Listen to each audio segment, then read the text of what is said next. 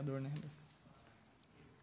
E aí, minha gente, boa noite! Sejam muito bem-vindos a mais um estudo bíblico de toda segunda-feira.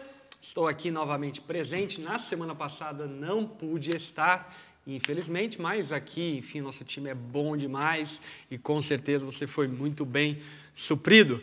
Estamos aqui no canal Pastor Lipão no YouTube devido ao fato de que o nosso perfil, infelizmente, foi hackeado no dia de ontem.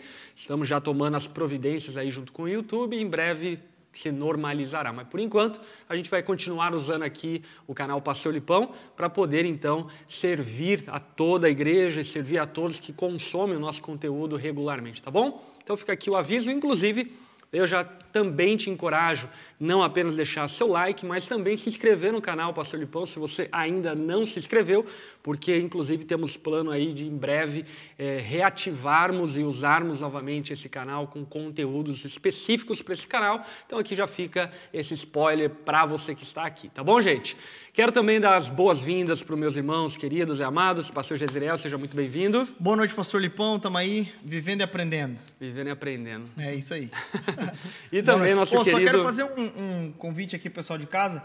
Você que está aí na internet, já dá o curtir aí para que esse vídeo vá mais longe. Você chegou a falar disso, não, né? Eu falei nas entrelinhas, mas tu é bom, vai lá, faz propaganda. Não, mas dá um curtir aí para que esse conteúdo chegue cada vez mais longe e mais pessoas possam ser edificadas pelo estudo desse texto de hoje. Exatamente. E também quero dar as boas-vindas para o meu querido amigo Renan Macieski. Seja muito bem-vindo essa noite. Boa noite, pastor. Boa noite para você que está em casa. Seja muito bem-vindo. Bom demais. Gente, seguinte, vim aí de uma semana visitando alguma das nossas igrejas. Fui lá na Onda Dura Jaraguá no dia de sábado. Aliás, um beijão para todo mundo da Onda Dura Jaraguá. No domingo, pela noite, fui lá na Onda Dura Florianópolis, na capital catarinense. Um tempo precioso que tivemos junto com a igreja em Floripa. Um beijão, inclusive, para toda a igreja em Florianópolis. E eu quero também deixar aqui um aviso. No domingo agora, estarei lá na Onda Dura São Paulo, às 10 horas da manhã. Portanto, você que é de São Paulo, região, conhece alguém de lá, conecte aí a galera para estar junto conosco lá na Onda Dura São Paulo nesse domingo. Tá bom, gente? É isso. Vamos para o nosso estudo bíblico de hoje, que, aliás, é muito rico, porque vamos aqui prosseguir no ensino de Jesus por meio das parábolas e certamente existem lições valiosíssimas que você vai receber nessa noite a partir daquilo que vai ser ministrado. Portanto, quero te encorajar a separar a tua Bíblia, separar aí teu bloquinho de notas, teu caderno de anotações, para que junto conosco você possa ser enriquecido nesse nosso estudo. Também quero encorajá-lo a reservar aí as tuas perguntas para que no final do estudo bíblico nós possamos tirar um período aí para a resolução de dúvidas e perguntas, obviamente concernentes a respeito daquilo que vamos tratar ao longo do nosso debate, diálogo, enfim, aqui nessa noite. Portanto, você pode deixar aí a tua pergunta arquivada para que no fim, então, você pergunte. Também, por conta desse problema que nós tivemos aí com o YouTube, o nosso canal aqui, Pastor Lipão, ele não é monetizado, você não vai conseguir dar o seu superchat, mas se você quer contribuir, você pode procurar aí os canais de comunicação da Onda e fazer sua contribuição via Pix, assim por diante, e continuar investindo na plataforma digital da Onda Dura que tem servido a tanta gente. Acredito que por aviso é isso só, não é? É isso. É isso, não, para a galera da internet é isso. É porque para o pessoal de Joinville teremos a Feira de Emprego e o Setembro Amarelo aqui. É verdade, isso é muito bom. Enfim, ainda que você esteja, vi aqui gente de vários lugares, de Blumenau, de Itapeva, de Tatuapé, São Paulo, Natal, Rio Grande do Norte, enfim, mas para você que é de Joinville e também para quem não é de fora, fica aqui um aviso muito legal. Quarta-feira agora nós teremos uma feira de emprego aqui na Onda Dura Joinville. Vamos estar sediando e promovendo uma feira de emprego para que possamos oferecer empregos aí para a comunidade.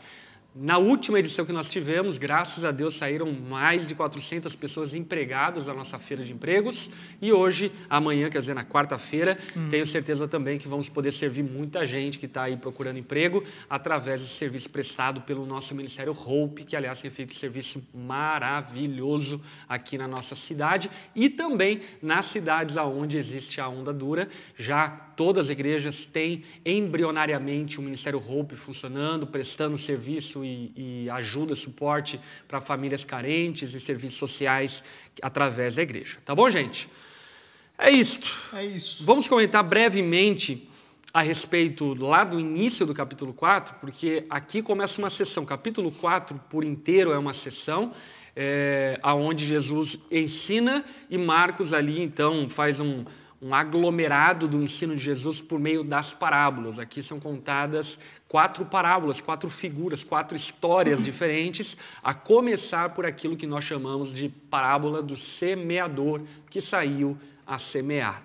Essa parábola, que tratamos na semana passada nos cultos aqui no estudo bíblico, narra um semeador que sai a semear e ele indiscriminadamente joga a semente sobre todo tipo de solo, sem nenhum tipo de acepção.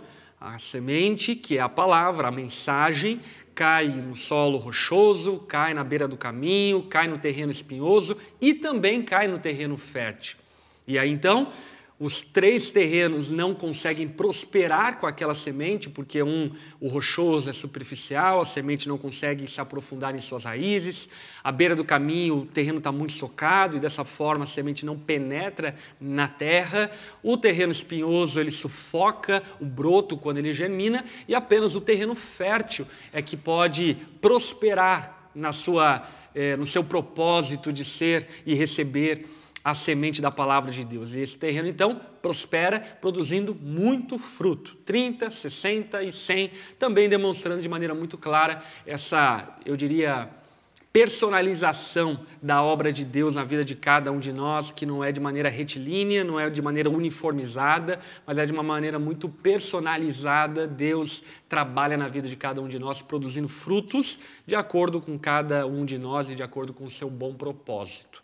Portanto, Jesus inicia essa sessão de parábolas, pelo menos segundo a narrativa de Marcos, contando a parábola do semeador e demonstrando ali, então, inclusive, uma grande peneira, onde os orgulhosos logo já eram descartados, porque não tinham humildade suficiente para irem até Jesus e perguntarem o que aquela parábola significava, mas os discípulos, então, tinham acesso a esse ensino. Quer acrescentar algo? Não, acho interessante que Jesus ele tem uma virada no ministério dele, a partir do capítulo 3 de Marcos, que é essa coisa de ensinar nas casas e à beira-mar, mais ao ar livre, né?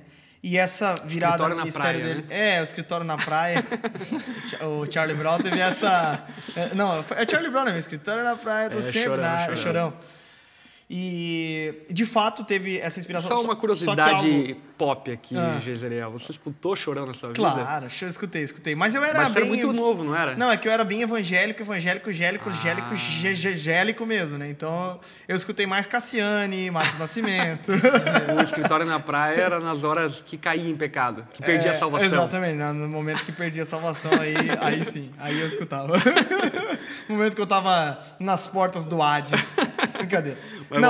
Perdão te interromper. Mas esse momento aqui de Jesus, ele nos ensina muitas coisas, mas a popularidade de Jesus, ela aumenta então fora do contexto judaico propriamente dito, principalmente o contexto religioso, né? Embora até mesmo a maior parte desses públicos que vinham até Jesus fossem também judeus, né?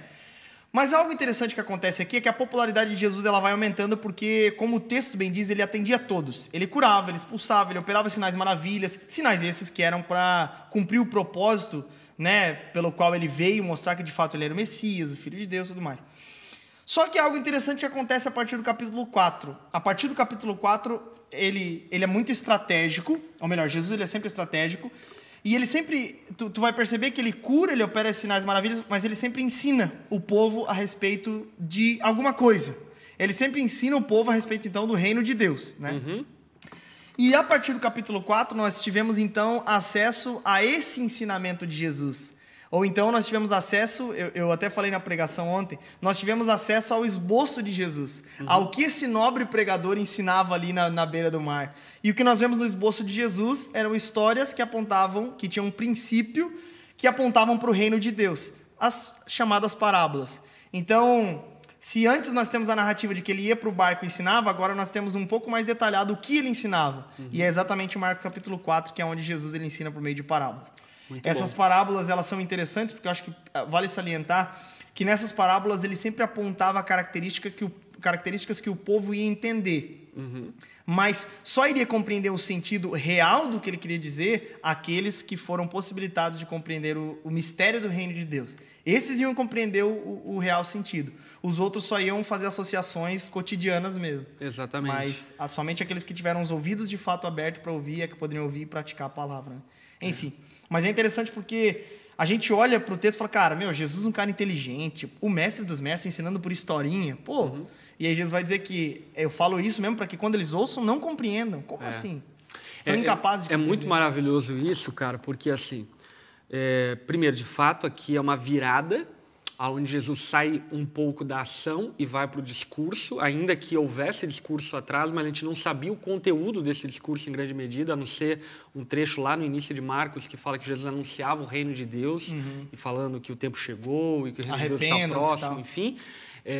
mas o conteúdo amplo da mensagem de Jesus a gente ainda não tinha tido acesso, pelo menos em Marcos. E aqui no capítulo 4, como bem disse o Jezreel, é esboçado o conteúdo da mensagem de Jesus para que nós, então, possamos sentar à beira da praia e ouvir o mestre ensinando.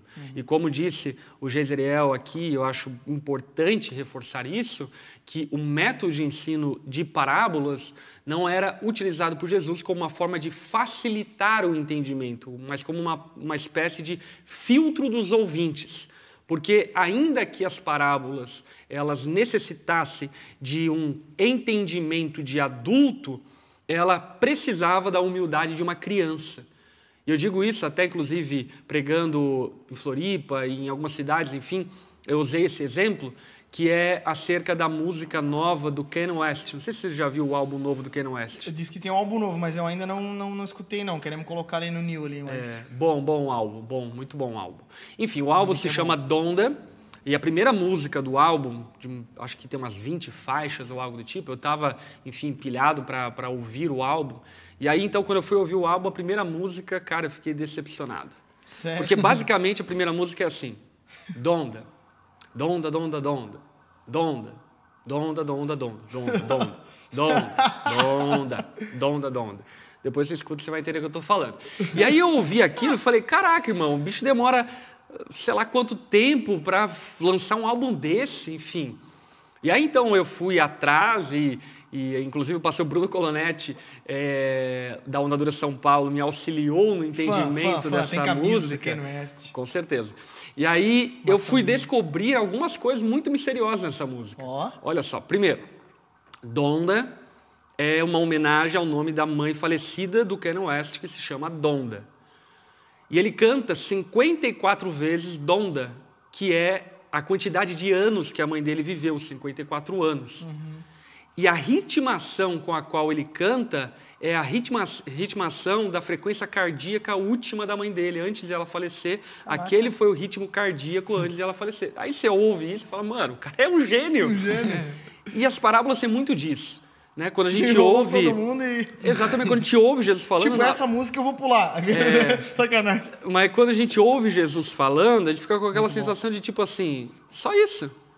Desceu da glória para vir aqui ensinar uma história de semeador, que loucura é essa? E doido porque os ouvintes daquela época, tipo assim, os orgulhosos, eles iam entender como mais uma historinha de um rabino qualquer, Sim. Porque já era um método utilizado. Que se utilizava no meio do religioso, né, para ensinar. Os rabinos até hoje usam esse tipo de método, né? Por Aliás, exemplo, tem um vídeo muito engraçado de um rabino ensinando na internet agora, que é muito engraçado. Enfim, eu vou tentar achar o link e depois lançar aqui no chat. Muito engraçado. Ele conta uma piada muito boa. Né, então, quando eu fui, cara, lá em Jerusalém, eu fui jantar com um rabino e aí eu exemplifiquei isso, né? Enfim, sentamos lá e o rabino começou a contar uma história. Eu falei, agora entendi. Enfim, porque de fato eles utilizam-se desse método, né? Mas esse método, ainda que pareça muito simplista, ele pode até ser simples, mas ele é muito profundo. E por isso que ele aguça o orgulho, porque o orgulhoso ele está atrás de elucubrações, de equações muito capciosas, enfim, e de repente o Senhor está ensinando por meio de histórias. E isso faz, então, com que os orgulhosos logo se voltem e vão seguir o seu caminho, mas, comprovadamente, o texto deixa muito explícito, inclusive, isso, os discípulos se achegam a Jesus e questionam e perguntam a Jesus acerca daquilo que ouviram. Portanto, enfim, aqui está uma introdução tanto da parábola do semeador, quanto também do ensino por meio de parábolas. E Jesus prossegue ensinando por meio de parábolas, e agora no texto 21, verso 21 do capítulo 4, que é a porção que nós vamos hoje nos deter. Vamos do verso 21 até o verso 34 no dia de hoje. Quero convidar você a acompanhar-nos aí no nosso raciocínio e conversarmos a respeito desse texto. Vamos ler ali do verso 21 até o verso 23. Acho bem pertinente esse trecho. É só uma coisa, né? Aqui é só para que o povo de casa entenda também. Aqui tem 3 parábolas, tá? Então, às vezes, a gente vai mudar aqui a nossa linguagem, vai falar de lâmpada, semente, grão de mostarda. O que é isso? É porque Jesus aqui ele ensina 3 parábolas, mas que apontam para o mesmo... Tem o mesmo fio condutor, né? Essas são as parábolas do reino. Então, ele sempre vai apontar para o reino, ok? É isso aí. Esse é o nosso pano de fundo, né? Vamos lá. Verso 21 até o verso 23. Pode ler para nós, Renan, por favor? Sim. Disse-lhes mais: será que a candeia deve ser colocada debaixo da vasilha ou debaixo da cama? Não deve ser colocada no velador? Porque nada está encoberto que não seja para ser manifesto, e nada foi escondido senão para vir à luz. Se alguém tem ouvidos para ouvir, ouça.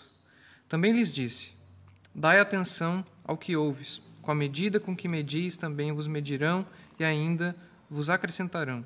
Pois ao que tem, mais lhe será dado, mas ao que não tem, até o que tem lhe será tirado.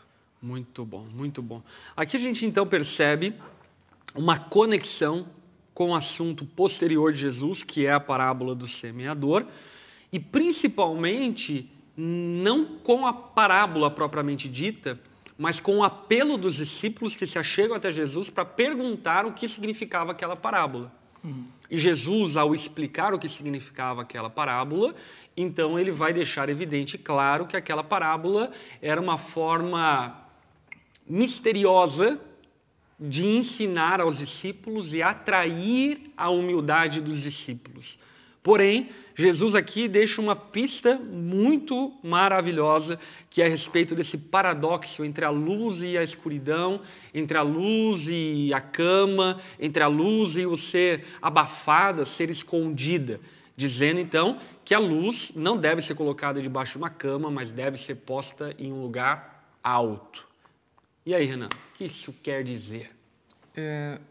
Eu acho que é importante, né, como a gente mencionou antes, o pastor mencionou, o Geis também mencionou, essa coisa de que a parábola anterior, ela interpreta e ela dá significado para os acontecimentos anteriores. Né? Porque a gente vê que a principal tarefa de Jesus, descrita por Marcos, é a pregação.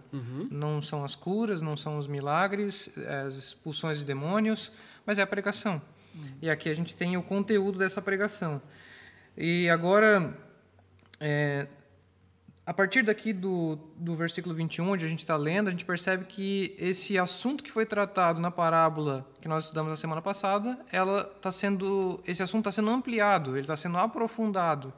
A gente está pegando novamente aquilo que foi tratado, e aí eu acho legal relembrar da tensão que a gente percebe nessa parábola, que é, de um lado, Deus está se revelando em Cristo. A mensagem do reino está sendo proclamada por Jesus. E, de um outro lado, a gente tem também a reação das multidões, da família de Jesus, dos líderes religiosos, dos discípulos, as reações num geral. E é o que a gente vai perceber também aqui, do versículo 21 ao 25, nesse primeiro momento, que existe também essa tensão. De um lado, existe o fato de que o reino de Deus está sendo manifesto, ele vai ser manifesto, ele está aparecendo progressivamente, essa luz está se intensificando.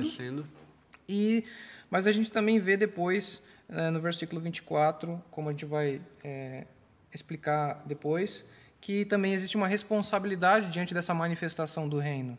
Né? Existe uma postura de coração, existe uma postura de abertura, de receptividade para essa mensagem que está sendo proclamada por Jesus. Né? Muito legal. E aqui a gente toca num assunto, para mim, muito valioso, que é a revelação progressiva de Deus. E o reino de Deus, revelado em último momento pelo Filho, ele vem progressivamente e didaticamente sendo revelado desde o patriarca Abraão em Ur dos Caldeus, quando chamado para sair da sua terra. Progressivamente, Deus vem se apresentando para a humanidade e vem se apresentando como um tutor faz com uma criança, que não está pronta para entender mistérios e coisas muito inacessíveis para a habilidade intelectual de uma criança, mas que progressivamente vai trazendo luz. E Jesus, de certa forma, é esse momento onde a luz é posta em um lugar alto e que de maneira, digamos assim, de maneira eterna, ela começa a ser resplandecida sobre os lugares escuros, ao ponto de que, progressivamente, como diria o apóstolo Paulo mesmo, aquilo que era desconhecido vai se tornando conhecido, assim como nós somos conhecidos por Deus. Então, esse texto também está nos falando sobre essa revelação progressiva do reino de Deus, que é uma experiência coletiva, é uma experiência do povo de Deus. O povo de Deus progressivamente está conhecendo a Deus. Obviamente, temos o suficiente para crermos nele, mas progressivamente estamos o conhecendo de maneira mais ampla. E também em uma experiência individual, onde progressivamente, individualmente, nós vamos conhecendo os mistérios de Deus e se aprofundando no conhecimento de Deus. Sobre o texto aqui, a versão do Renan é a candeia, né, que eu acho que é a mais famosa, a gente sempre aprende a partir dessa palavra, né, da candeia, porque de fato naquele tempo era uma candeia mesmo, né?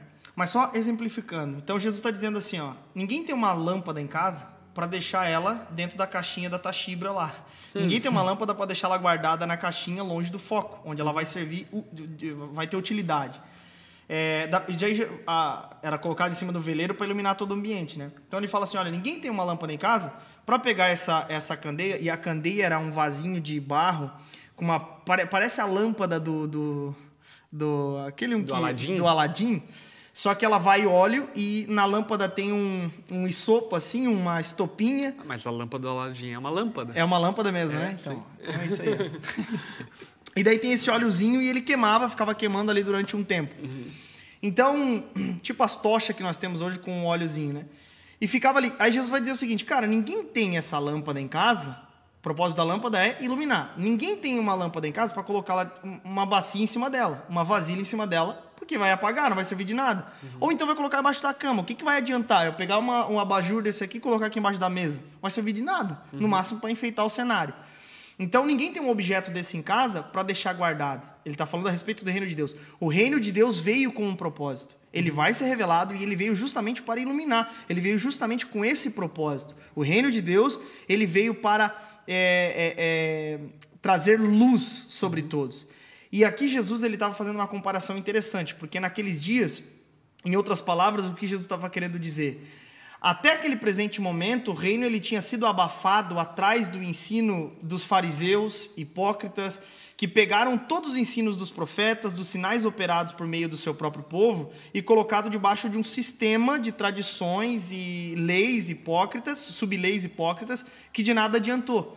E agora Jesus estava dizendo que chegava o tempo de realmente eles compreenderem o propósito pelo qual os profetas falaram, sobre quem eles falavam. Então, os fariseus, eles apontavam para um sistema elaborado que apontava só para a lei, para um padrão inalcançável de cumprimento. Agora Jesus estava dizendo, agora vocês vão olhar para mim.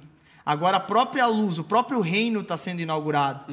Sabe? Por isso que ele vai falar, chegou o reino. Daí por isso que ele vai falar, agora vocês também vão guardar isso atrás de um sistema opressor, como acontecia com os fariseus? Não. Este reino foi inaugurado por um outro propósito. Sabe? Para que vocês, enfim, confiem na justiça de Cristo e tudo mais. Então, em outras palavras, Jesus se utiliza dessa luz que servia para iluminar e que o sistema religioso farisaico tinha abafado de certa forma, mas que agora chegava o tempo desse reino, deles voltarem os olhos pro agente principal desse reino, para aquele que inaugurava, para aquele que era perfeito, que era o próprio Cristo. Então, o reino veio para iluminar. Não coloquem debaixo das tradições, dos prazeres, do jeito que vocês querem fazer, da forma como vocês interpretam, das coisas que vocês criam. Porque agora o próprio reino chegou. E eu estou aqui me revelando a gente, pecadora, cobrador de impostos, pescadores, eu estou me revelando a vocês. Vocês não estão entendendo o mistério do reino de Deus?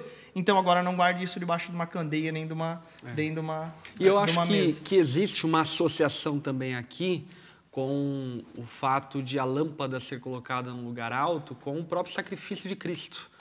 Porque, por exemplo, lá em João, no capítulo 3, fala a respeito do momento onde, lá no deserto, Moisés levanta a serpente de bronze e quem olhar para a serpente de bronze seria curado. Enfim, é colocado num lugar alto, né? Então, existe aqui, e aqui é importante nós pontuarmos isso, né? Os discípulos não tinham o Novo Testamento, eles não leram os Evangelhos. Então, eles estão passeando por essa revelação de quem era Jesus. E aqui é como se fosse a pré-escola ali do ministério de Cristo, onde ele está ensinando os primeiros passos para os discípulos, mas chegaria um momento onde tudo faria sentido. E, de fato, tudo passa a fazer sentido quando Jesus é crucificado e ressurreto.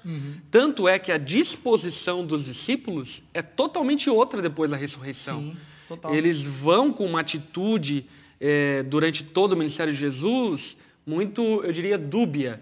Mas no momento em que Jesus é ressurreto e aparece glorificado, a postura dos discípulos é transformada completamente, porque o mistério é revelado. Agora entendemos. O Cristo haveria de vir, morrer, ressuscitar, e Ele é as primícias da nossa ressurreição, e seremos glorificados junto com Ele. Portanto, agora não mais tememos a morte, porque sabemos que ressuscitaremos com Cristo, e devemos pregar destemidamente, porque nos foi revelado o mistério do reino de Deus. Eu ia comentar também sobre essa coisa de que Cristo, no fim das contas, dá significado a todo esse processo de revelação do reino de Deus no Antigo Testamento, né?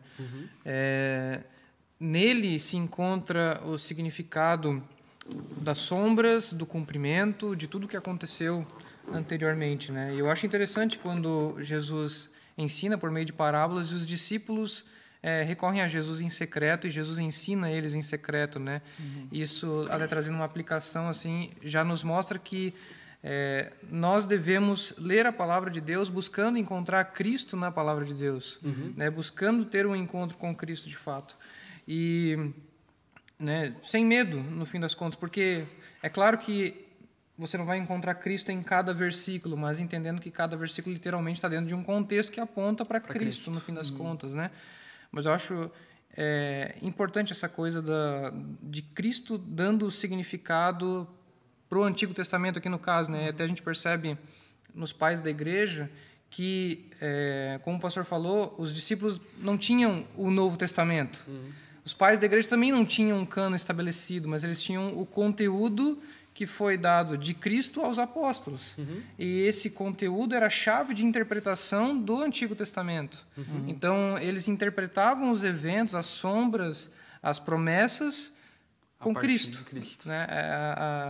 Com essa revelação que foi dada por Deus Pai no Filho e entregue aos apóstolos e, posteriormente, transmitida a toda a igreja. Né? Muito bom, muito legal.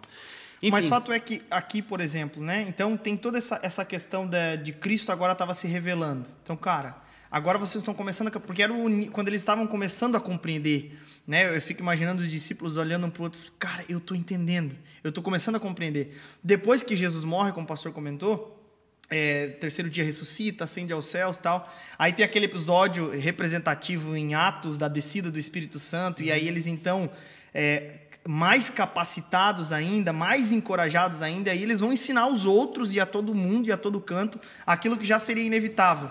Eles então queriam fazer parte daquilo, eles entendiam e colocariam então em prática. Então assim, eles estavam compreendendo algo que durante muito tempo os mestres religiosos diziam ter entendido, só que apontavam para a lei e para esse padrão incalculável.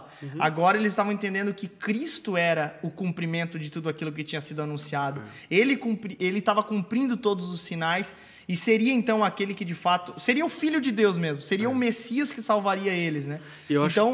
E que inauguraria esse reino, né, perfeito e messiânico, né, que eles tanto esperavam. Então isso é maravilhoso. Eles estavam começando a perceber que eles faziam parte de algo maior do que eles.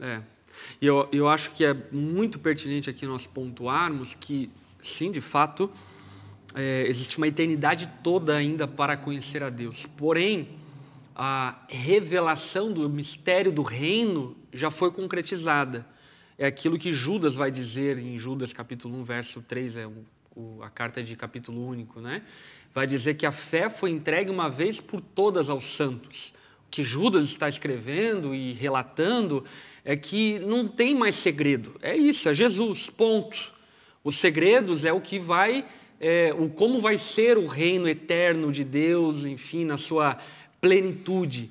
Mas a porta, o acesso, a forma de pertencer ao reino de Deus já nos foi entregue uma vez por todas. E eu digo isso porque muitas vezes algumas pessoas podem até se apropriar desse texto com uma ideia de tipo assim, esse texto aqui quer dizer que tal ano vai acontecer tal coisa e que daí a gente vai entender tal coisa, enfim. E não é a proposta desse texto, pelo contrário, a proposta desse texto é dizer aquilo que o escritor aos Hebreus vai concordar, que Cristo é a revelação máxima de Deus e ele arranca as trevas da ignorância dos mistérios do reino ao ponto de que, a partir de Cristo, nós compreendemos o propósito de Deus. Perfeito. Até uma coisa do verso 22 ali, né? Tudo que está escondido será revelado. Muita gente usa esse texto para falar de pecados, né? Atos, pensamentos e etc. Né? Não tem nada... Como é que é a versão mais antiga? Nada escondido que não será revelado. Nada que está oculto que não seja revelado e tal. E, na verdade, não é sobre isso que está falando o texto, né? O texto está falando sobre o reino de Deus que estava sendo, então, progressivamente sendo revelado e mostrado ao mundo. Porque existia uma ignorância, né, cara? Nós, hoje, somos... Se aquela geração é indesculpável, gente, indesculpável ao cubo, enfim, porque... Mas é nessas interpretações que a gente percebe que as parábolas não são claras. Né? Tipo, é clara para quem tem percepção espiritual. Exatamente. Mas para quem não tem... Exatamente. Boa. A confusão daí, né? E aí, então, Jesus vai encerrar aqui esse trecho dizendo, quem tem ouvidos para ouvir, ouça com atenção. Então, no verso 24, então acrescentou, prestem muita atenção ao que vão ouvir. Com o mesmo padrão de medida que adotarem, vocês serão medidos, e mais ainda, lhes será acrescentado. Pois ao que tem, mais lhes será dado, mas do que não tem, até o que tem, lhes será tirado. E aí, o que isso quer dizer? Eu penso que ele fala ali, né? Dai atenção ao que ouves. E o que está escrito em seguida interpreta essa afirmação. Dai atenção ao que ouves, né? Com a medida com que medis, também vos medirão e ainda vos acrescentarão. Então, aqui Jesus está falando sobre a responsabilidade de ouvir, de receber, daqueles que de fato recebem e obedecem o conteúdo que eles receberam, os ensinos de Jesus, né? Então, aqui Jesus usa uma outra ilustração, uma outra parábola para mostrar a responsabilidade dos discípulos e daqueles que ouvem a mensagem de obedecerem essa mensagem. E quais serão as consequências e recompensas daqueles que recebem essa mensagem, né? Então, para aqueles que ouvem, mas não colocam em prática essa mensagem, existe uma consequência, existe uma recompensa, né? É a lei de Italião, que o que você fez, você receberá. Não tem como se livrar da recompensa, né? Mas, então, quem não lida de maneira adequada com esse conhecimento, existe uma consequência ruim aí por trás disso, né? E aqueles que obedecem, aqueles que ouvem, que recebem a mensagem, eles como aqui na minha versão ele diz, e ainda vos acrescentarão. Você recebe uma recompensa e, na verdade, a recompensa é maior do que aquilo que você... do que a própria receptividade, a própria humildade que você teve com relação à mensagem, né? Muito bom. Existe aqui, então, de certa forma, ele também está apelando na responsabilidade dos discípulos ao receberem a mensagem. Por exemplo, a vocês foi dado a graça de entender o mistério do reino de Deus. O que vocês vão fazer com isso, né? Exatamente. Que basicamente aquele que tem ouvidos para ouvir, ouça. E aí nós falamos até na semana passada sobre a mentalidade hebreia. O ouvir era também praticar. Então, por exemplo, aquele que foi capacitado, possibilitado de obedecer, obedeça. De entender o que eu estou querendo dizer, então vocês não têm desculpa. Vocês precisam colocar isso em prática. Porque, no fim das contas, haverá ainda mais para quem entender em colocar em prática. E para aqueles que não entenderam e não querem entender que são os duros, o julgamento ainda será maior. Que eu acho que remonta aquele lance dos pássaros lá na outra parábola, sobre o pouco que tinha ainda lhe será tirado quando os pássaros vêm e comem da semente que ficou ali dando sopa, né, no coração duro. Mas eu acho interessante aqui porque nos remonta e nos ensina algumas coisas. Aqueles que têm a oportunidade de servir a Cristo, de compreender de forma espiritual quem Jesus que Ele é o nosso Salvador, que Ele é o nosso Senhor, não tem desculpa para nós não vivermos uma fé viva, genuína de fato. Não tem desculpa para nós ficarmos parados no nosso lugar sem colocar em prática os ensinamentos de Jesus. Em outras palavras, Jesus estava encorajando os seus discípulos vocês compreenderam? Agora, essa mesma luz que alcançou vocês precisa ser colocada...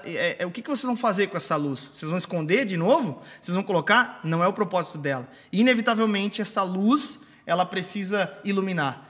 E a grande pergunta que fica, vocês vão fazer parte disso ou vocês vão ficar parados? Sabe? Porque aqueles que podem entender, aqueles que têm os ouvidos abertos de modo espiritual, eles podem praticar, eles podem obedecer. Em outras palavras, eles devem, porque tem uma recompensa para aqueles que obedecem e para aqueles que não obedecem.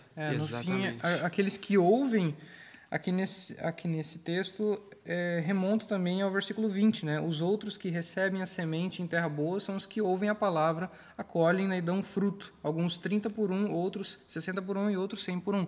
Então, aqueles que recebem a mensagem vão dar frutos. É inevitável que deem frutos, né? Isso fala sobre, então, a responsabilidade da prática, do viver aquilo que se ouve. Nós não deveríamos, eu diria, ter tanto contentamento ao termos muito conteúdo sem termos a prática concernente ao nível de conteúdo que nós temos. E eu acho esse texto aqui nos ensina também uma coisa interessante. O reino, ele não tem como ficar embaixo de uma vasilha, nem debaixo da cama. O reino, ele vai iluminar.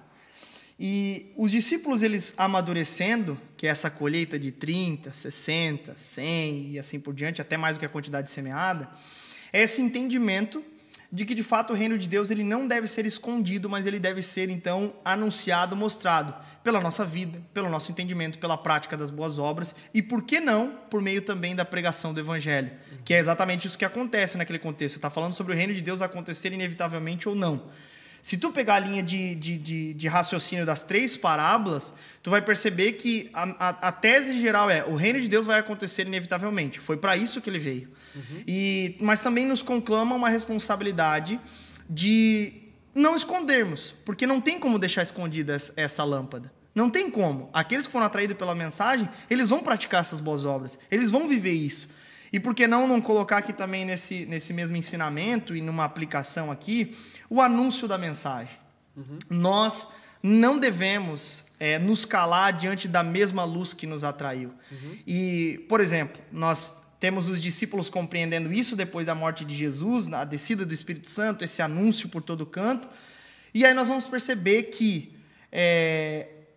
eles não deixaram a luz debaixo da vasilha, nem debaixo da cama a tal ponto que aqui estamos nós, séculos depois, atraídos pela mesma luz, continuamos a pregar o mesmo evangelho, continuamos a ser atraídos pelo mesmo evangelho. Então, acho que esse texto também nos ensina isso também. Nós não podemos nos calar diante da luz também que nos atraiu. Acho que nos inspira até mesmo a fazermos parte dessa propagação desse reino, de certa forma também. Muito bom, muito bom. Gente, vamos lá, vamos prosseguir, porque ainda tem texto pela frente. Vamos para o verso 26 até o verso 29, que aqui começa então uma outra parábola. Pode ler para nós, Renan?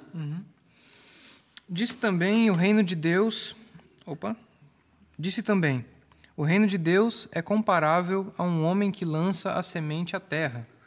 Quer esteja ele dormindo à noite, quer acordado de dia, a semente acaba brotando e crescendo, sem ele saber como. A terra produz o grão por si mesma. Primeiro a planta, depois a espiga e por último o grão que enche a espiga. Mas assim que o grão amadurece, o homem logo lhe passa a foice, porque chegou a colheita. Muito bom. Esse trecho, essa parábola aqui contada por Jesus, fala-nos então de um semeador que planta e de maneira inesperada e fora do seu alcance, fora do seu controle, ele observa essa semente sendo germinada, crescendo e frutificando até que chega o momento da colheita. Então ela nos fala acerca de uma surpreendente graça da colheita, fala-nos a respeito de um processo de maturação e também fala-nos sobre a necessidade e a responsabilidade do tempo da colheita, de ceifar, de colher aquilo que foi plantado anteriormente. E aí, vamos mergulhar nessa parábola, nesse texto, Jezreel, o que você quer comentar? É interessante aqui, Jesus também disse, olha o que o texto está dizendo, o reino de Deus é como um lavrador que lança semente sobre a terra, esse lavrador dorme ou acorda, sabe ou não sabe, o que acontece é que o que o texto está nos mostrando é que a própria semente é poderosa. A própria semente, ela tem poder de germinar, de crescer, em detrimento desse lavrador saber o que está acontecendo ou não. Então mostra o poder que essa semente tem. Se o reino de Deus é como um lavrador que lança a semente e ele não tem poder sobre a semente, de novo, está nos destacando o inevitável crescimento do reino de Deus em detrimento desse lavrador que nós percebemos aqui é onipotente sobre a semente. Isso remonta ao agricultor naqueles dias. Ele plantava, lançava a semente sobre a terra. Tiago vai falar, por exemplo, que ele esperava pacientemente pelas próximas chuvas, para que essa chuva regasse a terra, fizesse a semente crescer. A semente está lá debaixo da terra, ele não está vendo o que está acontecendo. Naquele contexto, ele não tinha nem poder sobre como acontecia. Hoje nós já temos, nós sabemos como acontece todo o processo de crescimento, como ele é o grão, como é o segundo processo, o terceiro e tudo mais, nós sabemos disso, mas naquele contexto, ele só jogava semente, ficava terra durante bons, longos meses, e depois é que ele via um fio de esperança nascendo de maneira das leis naturais, de maneira soberana e poderosa. Então aqui mostra que, de fato, o próprio reino de Deus vai acontecer inevitavelmente. Esteja ele dormindo ou acordado, sabendo ou não o que está acontecendo. Até eu acho interessante porque eu estou vivendo um processo da minha esposa, que ela está grávida, a Cal está grávida, e a gente às vezes se pega pensando em algumas coisas, assim, por exemplo, cara, a gente só usufruiu da graça ali e o fruto, o broto está lá dentro do ventre. Esse broto está crescendo lá dentro, cara, a gente dorme, a gente acorda, hoje a gente tem tecnologia para saber como isso acontece, mas alguns anos atrás não sabia-se como acontecia o processo do bebê crescendo lá dentro, tanto que o sexo descobria na hora do nascimento. Mas então, o que acontece? É esse mesmo processo. A própria semente é poderosa. O que eu e minha esposa temos que fazer? Confiar no autor da vida. Confiar naquele que fez com que essa semente germinasse e crescesse lá dentro. Da mesma forma, o reino de Deus. A semente está ali, mas a própria semente tem poder. A própria semente é poderosa e inevitavelmente vai acontecer. E por quê? Porque Deus diz que é como um lavrador que lança a semente e a semente cresce por si própria e dá fruto. Né? Muito bom. Deixa eu ler aqui os comentários do comentário da Vida Nova, que eu achei muito pertinente, ele comentando a respeito desse texto. Né? Fala o seguinte: não precisamos ficar ansiosos nem agitados, a semente frutificará por si mesma. Não podemos compreender o processo de crescimento espiritual mais do que podemos entender o processo de crescimento natural. mas não precisamos entendê-lo a fim de participar dele. A semente precisa apenas de condições adequadas para crescer. Então, aqui o comentarista é o Carson, né? É o Carson. Ele aborda e traz, enfim, à luz exatamente essa questão. Muitas vezes nós queremos ter o controle daquilo que nós não podemos ter o controle. E o reino de Deus é algo que não está no nosso controle. Os frutos do reino de Deus não é algo que está no nosso controle. Cabe a nós aguardarmos, deixarmos a ansiedade de lado e confiarmos no poder da semente que foi plantada e que certamente germinará, e nós veremos, enfim, o fruto da semente plantada com o passar do tempo. Eu acho que o que eu percebo aqui é essa questão de que o crescimento ele não é efetuado por nós, né? O que Deus espera de nós não é crescimento, no sentido de que esse crescimento vem de nós, né? Mas o que Ele espera de nós é fidelidade. É obediência, é ouvir a mensagem e obedecer, é viver de acordo com aquilo que você recebeu, é viver de acordo com a medida da fé que você já tem, né? E Deus vai recompensar essa obediência, Deus vai recompensar essa receptividade da mensagem. E aí eu me lembro de um texto de Filipenses, capítulo 2, versículo 12 e 13, ele diz assim: assim, meus amados, como sempre obedecestes, não somente na minha presença, porém muito mais agora na minha ausência, realizai a vossa salvação com temor e tremor, porque é Deus quem produz em vós tanto querer como realizar segundo a sua boa vontade. Então a gente vê essa mesma tensão entre Deus sendo soberano, ou seja, Ele governando todas as estações de crescimento, todo o processo de crescimento, ao mesmo tempo em que nós vivemos de acordo com aquilo que Deus já nos deu, né? Sendo fiéis ao que Deus nos concedeu, né? Isso me faz lembrar até o texto de Paulo aos Coríntios, capítulo 3, onde ele fala: eu plantei, Apolo regou, mas Deus é quem traz o crescimento. De modo que, ele fala, nem o que planta, nem o que rega são alguma coisa, mas unicamente Deus que faz crescer. Então, interessante esse entendimento. Ele está falando sobre uma igreja sendo estabelecida e estava rolando essa treta: eu sou desse, eu sou daquele, eu sou... Não, gente. Não tem a ver com a gente. Tem a ver com Deus que está trazendo o crescimento e o sucesso da igreja, por assim, o amadurecimento cristão, né, por assim dizer. Então, eu acho que esse texto ele nos conclama uma responsabilidade, mas com esse entendimento. É Deus quem faz. Você pode até plantar, você pode até regar, mas Deus é quem está trazendo o crescimento para o seu reino, inevitavelmente. E de certa forma, além de nos conclamar a uma posição de confiança, ele também nos conclama a uma posição de crer nas promessas de Deus, de saber que Deus cumpre aquilo que prometeu, e dessa forma, então, descansarmos nesse processo que pode parecer longo, pode parecer que não está acontecendo, mas está acontecendo. Deus está cuidando do crescimento do seu reino, e isso não cabe a nós, mas cabe a Ele mesmo. E, de fato, isso é surpreendente. Eu digo como pastor, eu fico surpreso como Deus cuida das coisas da igreja de uma forma inexplicável. Tem um amigo meu, Gustavo Paiva, que ele costuma dizer, e eu concordo muito com ele também, replico essa frase, que Deus demora muito tempo para fazer as coisas de repente. Gosto dessa frase porque ela exemplifica muito bem a vivência dentro do reino de Deus.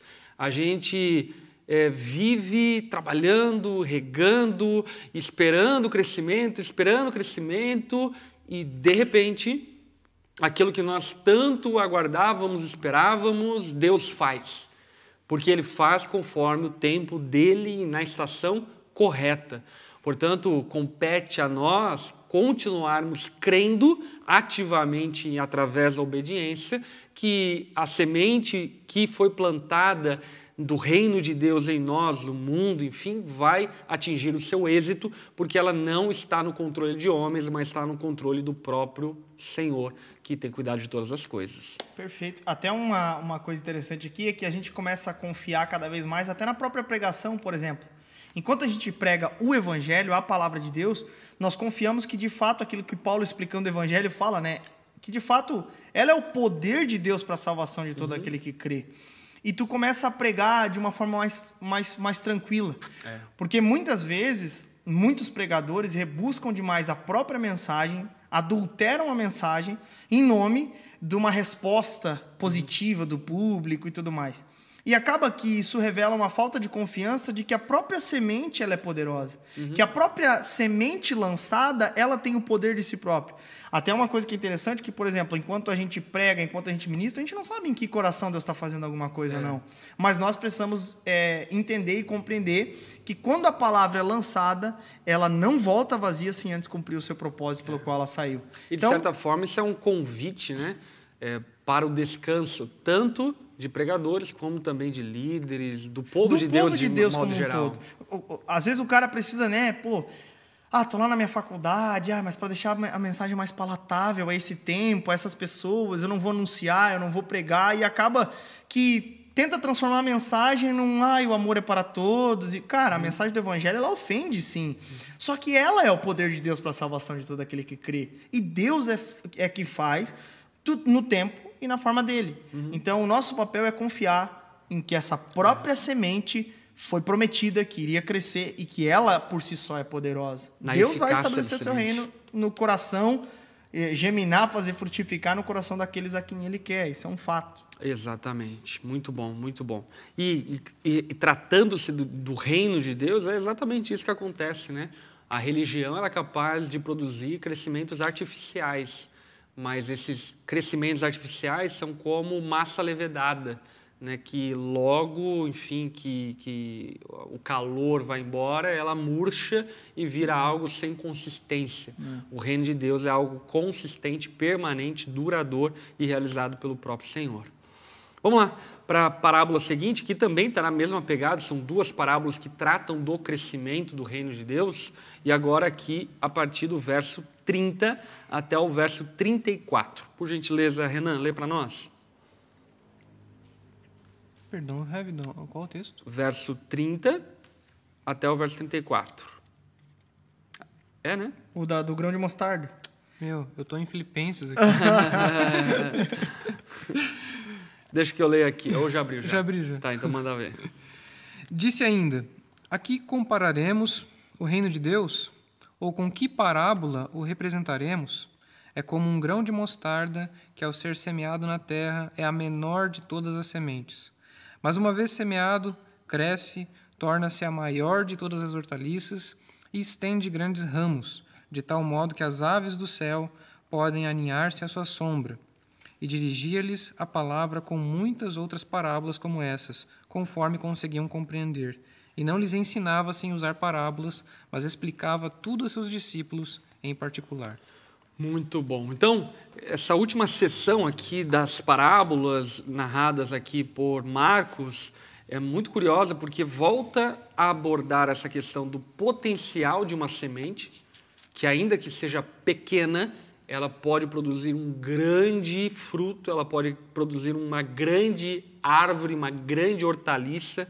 Aqui utilizados, então, o grão de mostarda como símbolo disso, uma pequena semente que produz uma grande árvore ao ponto que as aves do céu vêm e fazem ninhos nessa árvore. Tamanha é a copa que ela produz, que ela gera, além dos frutos gerados por ela. E isso pega carona muito naquilo que o Geise posteriormente aqui, anteriormente estava falando, a respeito do fato de que muitas vezes nós julgamos a palavra de Deus, eu diria, muito simples. Parece que precisávamos falar algo mais complicado. E, inclusive, muitos estudiosos, estamos aqui no estudo bíblico, têm essa tentação de complicar aquilo que não é complicado, aquilo que é simples. E eu uso, inclusive, um personagem histórico que ele era um pregador extremamente simples, que é o próprio Billy Graham, onde a mensagem dele basicamente era uma mensagem de chamada de arrependimento, mas ainda assim os efeitos dessa mensagem foram avassaladores, ao ponto de, por exemplo, Billy Graham ser considerado a terceira personalidade do último século nos Estados Unidos da América. Já imaginou isso? Um pregador está ali no hall da personalidades como Kurt Cobain, como presidentes, John Kennedy e tantos outros, enfim. Billy Graham, como pregador, ele cria nos efeitos produtivos à palavra de Deus. E ele anunciava a palavra de Deus, ainda que fosse simples, mas crendo nos efeitos complexos que a palavra de Deus pode produzir e gerar, ao ponto, inclusive, de o próprio Billy Graham ter sido utilizado para vários momentos diplomáticos. Por exemplo, o Billy Graham, ele pregou na União Soviética ainda quando havia cortina de ferro. Um cristão pregando em um estado comunista, arquirrival dos Estados Unidos da América, e que serviu como uma ponte diplomática entre os Estados Unidos dentro da tensão da Guerra Fria. A palavra de Deus ela é muito simples, mas ela é poderosa em seus efeitos. E essa parábola do grão de mostarda, narrado por Jesus, fala-nos acerca disso. Fala-nos acerca do fato de que nós não precisamos adulterar, amplificar, enfeitar a palavra de Deus. Basta anunciá-la como ela de fato é, porque ela é capaz de produzir uma grande hortaliça. Mas até aqui é interessante que ele fala sobre a menor das sementes, né? E na verdade não é a menor das sementes, existem outras sementes que são menores, mas a intenção de Marcos aqui, de Jesus no caso, ao contar essa parábola, é exagerar nessa questão do tamanho da semente para mostrar como pode uma semente tão pequena dar origem a uma árvore tão grande.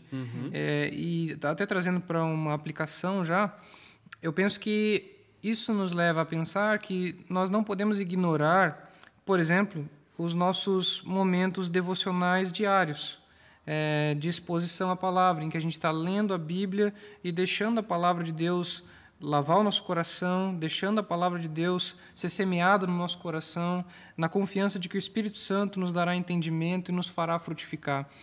Porque, assim, todo mundo quer frutificar, né? Quem que não quer dar fruto? Quem que não quer ter recompensas? Quem que não quer crescer? Mas o fato é que muitas vezes a gente despreza os meios que Deus nos deu para crescermos no reino, para amadurecermos, né? Ignoramos esses processos e até entra a questão, né? Será que de fato a gente crê que uma simples leitura bíblica diária pode de fato transformar o nosso dia, pode transformar a nossa semana, pode transformar o nosso mês, o nosso ano, né? Será que a gente crê de fato nisso? No poder da palavra, Exato. Né? E aqui o poder da palavra não é essa coisa mística, né? Palavras de afirmação e tal, enfim, mas é a palavra de Deus, o poder da palavra de Deus quando ouvida, entendida e praticada, né?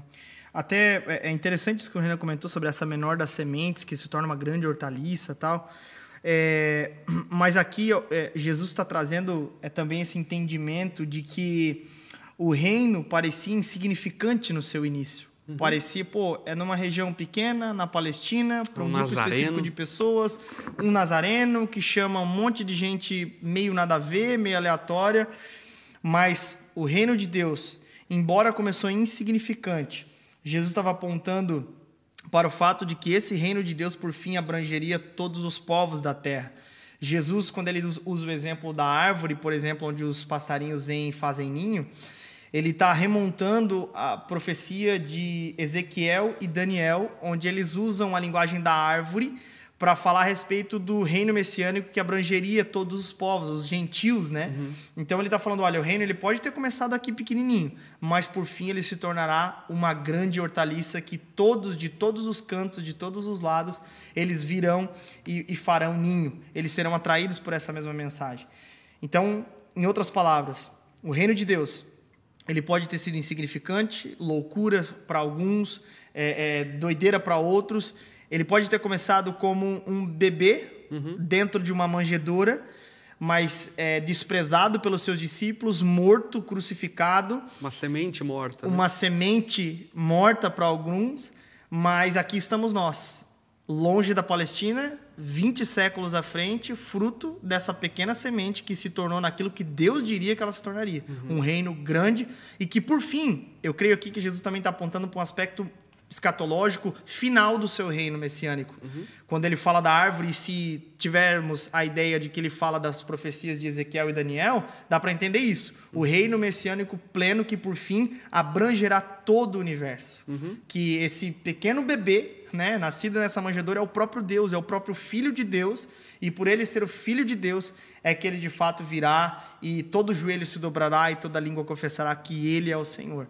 Então, embora comece pequeno, ele é um reino grande, e é questão de tempo. E está acontecendo. E também é legal ressaltar, né, que esse reino avança quando a gente submete o nosso coração à mensagem, né? A mensagem do reino, a mensagem do evangelho, a mensagem da palavra de Deus. Né? Esse reino avança em nós, né?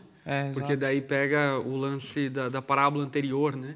O crescimento do reino não depende de nós, mas ele pode ser também em nós e através de nós. Nós podemos Deus usa, né? Deus usa. O lance é, os discípulos, Deus até nos encoraja a não deixar essa lâmpada escondida, a lançar sementes. O reino de Deus é como alguém que lança sementes, mas ele descansa porque a própria semente tem poder.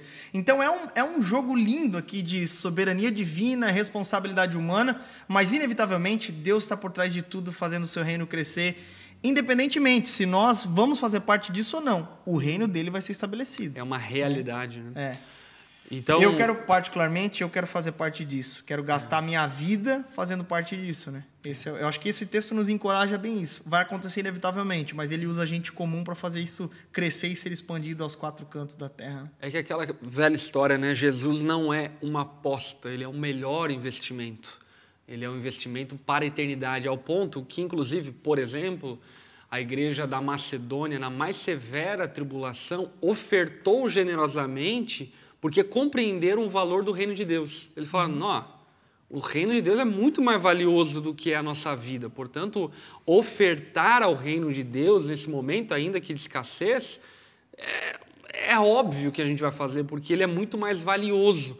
E parece-me que, por vezes, nós temos dificuldade de compreendermos isso. E encaramos a fé como uma aposta. E a fé não é uma aposta. A fé é a certeza de que essas promessas escatológicas narradas por parábolas, elas irão se concretizar. O reino de Deus é e se tornará uma grande hortaliça ao ponto de que todas as nações da terra criarão ninhos no reino de Deus e se dobrarão diante do Rei dos Reis. Portanto, investir, desgastar-se pelo reino de Deus é nada mais do que algo que alguém inteligente e sábio faz com a sua própria vida. Ontem a gente cantou uma música no culto, cara, que eu me emocionei muito, porque eu tinha estudado esse texto para pregar ontem à noite. E a música que a banda cantou, até o Dani estava do meu lado ontem, eu falei, cara, que repertório maravilhoso. Porque todos estavam apontando para o reino de Deus ser superior a todas as coisas. Tem uma música que eles cantaram que diz assim, os reinos vêm e vão, né? Teu nome acima está. Teu nome acima está. Então, teu trono acima está, eu acho.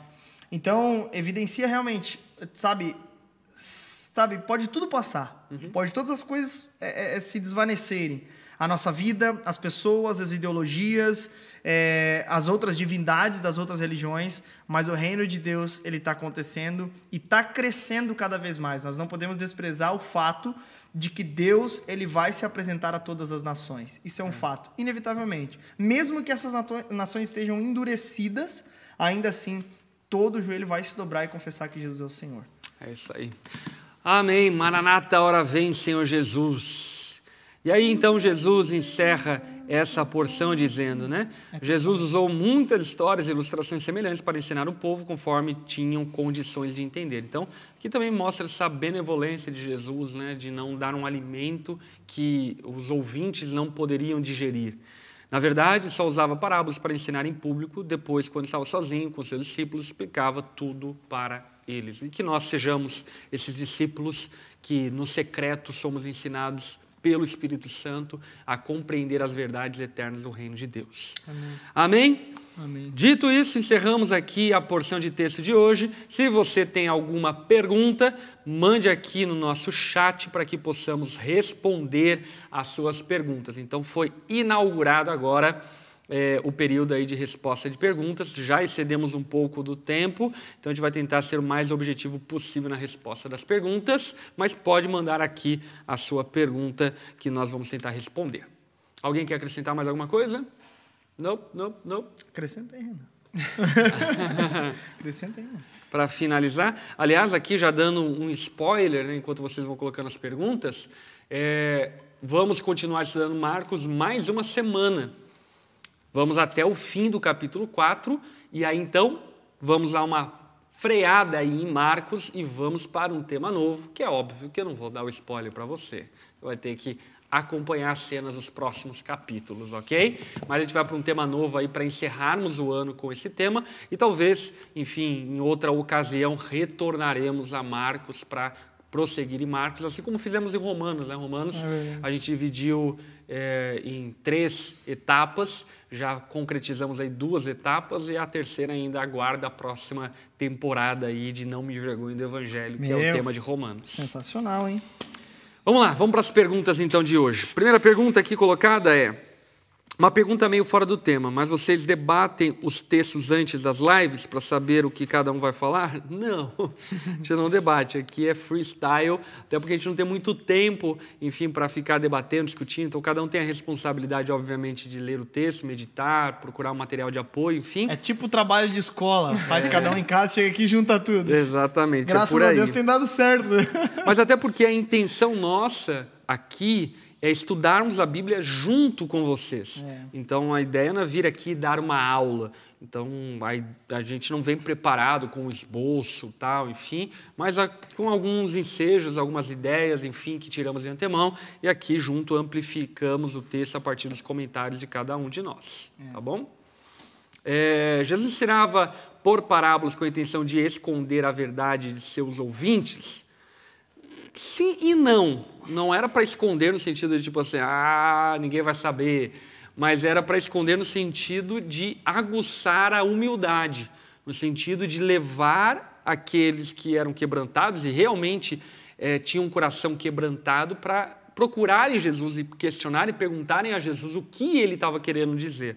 Portanto, não era uma tentativa obscura de tentar impedir que as pessoas entendessem, mas uma forma de peneira, uma forma de separar o joio do trigo ali com os ouvintes. Até porque, nesse sentido, né, ele fala sobre... Ele fala por que ele ensina, né, por meio de parábolas no texto da semana passada. Ele fala, eu ensino aos de fora, para os de fora, é por isso que ele ensina. Então, tanto que depois ele explicava as parábolas para os discípulos, tal, enfim, que demonstrava essa humildade de querer aprender, de querer saber mais do Senhor. Mas nesse sentido, eu acho interessante, até o que o Hernandes coloca no comentário dele, sobre ele simplesmente não dá uma colher de chá para aqueles que já eram duros de coração. Então, ele já endurece os endurecidos. Tanto que Jesus fala uma coisa que para a gente soa meio estranho, assim, para que quando eles me ouçam, não entendam, para que eles não se voltem para mim. Aí você fala, mas Jesus não queria que essas pessoas crescem? Não, mas aqui na verdade essas pessoas já eram duras, já tinham um coração duro, então Deus só entrega elas aos seus próprios corações duros e falta de entendimento. Porque havia eu acho que diria até inclusive um possível culto ao intelectualismo. E Jesus, ele não nos alcança somente por vias intelectuais. Jesus nos alcança integralmente. E o coração daqueles homens, ainda que pudessem ser convencidos intelectualmente, eram corações indispostos ao ensino de Jesus. Portanto, Jesus não dava essa colher de chá, exatamente. Essa colher de chá de tipo assim, não tem o que a gente fazer, vamos seguir esse cara aí. Não, peraí, enfim, se teu coração está disponível, então vaza, né? Em outras palavras mais populares. Vamos lá, continuando aqui as perguntas. Aí, galera da Ondadura Rio de Janeiro, beijão para todo mundo da Ondadura Rio, mal saudade. Galera do Rio. Que, aliás, estão vivendo aí um intervalo de tempo para um novo espaço que está por vir aí na Ondadura Rio de Janeiro. Em breve, mais informações. Mas vamos lá, pergunta. Toda a programação do canal da Ondadura estará no canal do Pastor Lipão por hora? Sim, por hora. Enquanto ainda estamos aguardando as resoluções do YouTube, será transmitido tudo aqui pelo canal do Pastor Lipão, ok? Que no caso sou eu. Mas na mesa, a programação de cultos, tudo aquilo que a gente produz no canal da Onda Dura por hora ficará aqui no canal do Pastor Lipão, para que então vocês possam ter acesso a todos os conteúdos de igual forma. Mas existe um prazo aí que o YouTube nos deu de que no máximo 1 semana a gente terá resolvido esse problema, ok? Continuando, será que é um mesh? Será? Não sei. Enfim, Arrasta para cima. Arrasta para cima. É os guri. As parábolas escritas eram sequenciais ou Marcos recebeu elas a partir de testemunhos e compilou tudo, não se preocupando com quando Jesus disse? Sim, a hipótese é que Marcos não fez um cronograma, uma cronologia fiel a cada momento de Jesus, mas organizou e compilou de maneira lógica para que nós compreendêssemos o enredo todo da vida e obra de Jesus. Até porque tem passagens que você vai comparar com os sinóticos e tu percebe que o sentido é diferente. Por quê? Porque depende do sentido que Mateus deu, depende do sentido que Marcos deu, depende do sentido que Lucas deu. Então, cada um tem um propósito específico quando vai registrar e quando reuniu os conteúdos, né? Boa. Tem a ver com o público-alvo, né? Também. Mas é um conjunto, né, de coisas, né? O pastor Geise mandou muito bem ontem na pregação, aí um elogio para você, Geise, glória a Deus. Glória a Deus. A Bíblia toda apontando para Jesus, porque seria errado ele ser a chave hermenêutica? Pronto, entrou na treta, man. Fala aí, Renan. É que, enfim, tem que fazer uma distinção aí entre encontrar Cristo no texto bíblico e o que o texto bíblico objetivamente está falando. Né? E também há um movimento que usa essa expressão, né? Jesus como chave hermenêutica. São coisas diferentes. Basicamente é isso. Tem que diferenciar, entende? É importante fazer essa distinção por conta do quê? Porque, de fato, toda a Escritura aponta para um destino, e o destino é Cristo. Em última análise, né? Em última análise. Porém, cada texto, cada história, isoladamente, é um acontecimento histórico, real, é um ensino contextual, cultural e por assim por diante. Portanto, lá no Antigo Testamento não havia uma pegadinha do malandro. E tipo, tenta achar Jesus aqui, você nem sabe quem que é. Não. A partir da revelação, nós entendemos que tudo isso era uma forma progressiva de chegar até Jesus. Portanto, nós não podemos, por exemplo, cristianizar o Antigo Testamento. O Antigo Testamento ele faz parte de um processo progressivo de revelação que vai apontar para Cristo lá no Novo Testamento. Vamos lá, continuando, Onda Dura Curitiba, corações, beijo. Só uma coisa, o problema desse movimento que fala sobre a chave hermenêutica ser Cristo de toda a Escritura é porque acaba forçando uma coisa que o texto não disse. Exatamente. E aí acaba que faz uma bagunça com toda a Escritura, assim, tira de contexto, tal. Não, preciso achar Jesus aqui, senão não tá certo. E é uma forçação de barra, no fim das contas. É uma falta de fidelidade e até de honestidade intelectual com o texto, né? Então, no todo, por exemplo, as leis, você vai pegar o pacote das leis e falar, nossa, ninguém consegue cumprir. Quem cumpriu? Jesus. Ok, então esse texto, na verdade, estava apontando para alguém que cumpriria no nosso lugar. Mas, isoladamente, você não pode pegar os ensejos e apontar para Jesus. Enfim, você tem que olhar de maneira mais macro para o texto, né? Vamos lá, continuando. Se não me engano, Marcos foi... Sim, Marcos foi o primeiro evangelho a ser escrito dos 4. A parábola da semente fala que o terreno fértil dá frutos 30, 60, 100 por 1. Isso quer dizer que se eu pregar a mensagem e não vier ninguém sendo alcançado, quer dizer que não sou terra fértil? Não. Basicamente, o que esse texto está dizendo, primeiro, é que você, como pregador, esquece. Você só é um jogador de semente. Não tem nada a ver com você. Tem a ver com o Espírito Santo, tem a ver com a palavra que você prega. Agora, é óbvio que se você pregar uma palavra infiel ao texto bíblico, ainda que possa gerar frutos, são frutos apodrecidos e que não servem para absolutamente nada. Portanto, cabe ao pregador da palavra anunciar com fidelidade a palavra de Deus. E é Deus que se encarrega, então, do crescimento. E esse crescimento ele pode ser entendido tanto quanto escalonável, no sentido de que 30, 60 e 100 diz sobre uma progressão de crescimento, como também no sentido de uma não igualdade de manifestação do reino de Deus, no sentido do quê? De que nem todos terão um ministério, ou nem todos terão a eficácia da pregação do evangelho a 100, talvez alguns terão a 30 e a 60, e tudo bem, isso não significa que eles não são terreno fértil, significa que Deus deu uma porção diferente para cada um, ok? Então você pode entender dessas duas formas. Vamos encerrando aqui, vamos lá, uma última pergunta.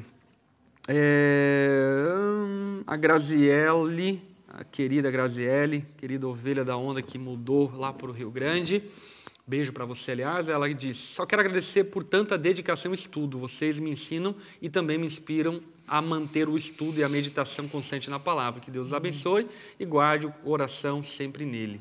Amém, em nome de Jesus.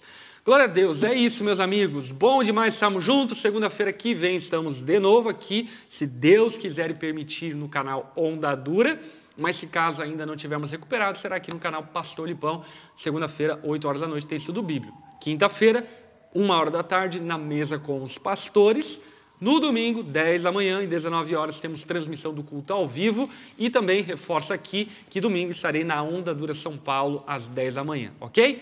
Beijão, fiquem com Deus, uma boa semana. Obrigado, meus amigos, estamos juntos. Valeu, tamo junto, foi bom demais. Tamo junto. Valeu, tchau, galera. Gente. Fica com Deus. A Onda Dura é uma igreja bíblica, acolhedora e extraordinária. E todo o nosso trabalho é para que em cada família haja pelo menos um discípulo de Jesus que teve sua vida transformada por meio da Igreja Onda Dura. Vivemos nossa fé de maneira orgânica, simplificada e vibrante. No culto público, vivemos igreja em unidade, cultuando a Deus e recebendo a sua palavra como um só corpo. Nos grupos pequenos, nos reunimos em comunhão nas casas para comer juntos, estudar a Bíblia e ser família. O discipulado é a ferramenta que usamos para forjar o caráter de Jesus em uma pessoa, com o auxílio de alguém mais maduro na fé, através da amizade, ensino e transparência. Buscamos ser uma igreja excelente, contemporânea e original. Acreditamos na Bíblia acima de todas as coisas e estamos em constante reforma, mas não nos apegamos a tradicionalismos, não. Somos profundos, totalmente transparentes e sempre vamos direto ao ponto. Mas é com muito amor que acolhemos todos que querem fazer parte da nossa família na fé. Onda Dura, uma igreja bíblica, acolhedora e extraordinária. Estamos em diversas cidades do Brasil, Estados Unidos e Europa, plantando igrejas com uma programação variada e pensada para toda a família. Para crianças, o Kinder tem uma programação especial, enquanto pré-adolescentes vivem o extraordinário no Shift. Lá, eles cultivam boas memórias, recebem ensino doutrinário e apoio para o discipulado familiar. O Somanil é o lugar certo para os adolescentes, afinal, só se vive essa fase da vida uma vez e é preciso fazer valer a pena. Para fazer parte da nossa igreja, basta participar do Familiarizando, o curso de membresia onde ensinamos mais a fundo sobre o Evangelho, mostramos qual é a nossa confissão de fé e quais as implicações práticas para se tornar membro da Onda Dura. E para celebrar a nossa unidade como corpo, apesar das distâncias, todos os anos vivemos a Conferência Onda Dura. Uma experiência imersiva onde os membros da Onda Dura do mundo todo se reúnem na igreja sede para adorar a Deus juntos. A cada ano, a conferência só cresce e melhora. Além de uma programação voltada para os membros da igreja, investimos no Hope. Ele é um ministério de ação social que atende crianças carentes, auxilia necessitados e realiza cultos em hospitais. Além disso, o Hope promove grupos de apoio para dependentes químicos, realiza ações em presídios e muito mais. A onda de Deus realmente dura para sempre e não vê limites para que o Evangelho chegue em cada canto desse mundo. E hoje chegou em você. Bem-vindo A Onda Dura.